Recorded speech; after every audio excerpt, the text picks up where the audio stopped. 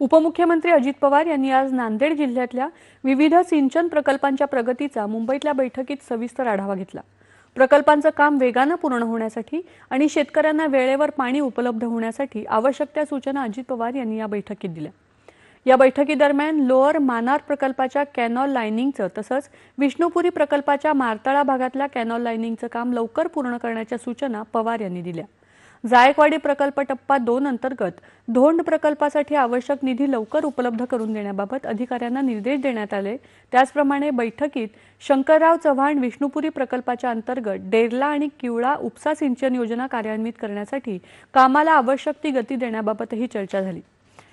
या सर्व प्रकल्पांमुळे नांदेड, लातूर आणि मराठवाडा विभागातल्या हजारो शेतकऱ्यांना पाणी पुरवठ्याचा लाभ होईल असं अजित पवार यांनी या बैठकीत सांगितलं।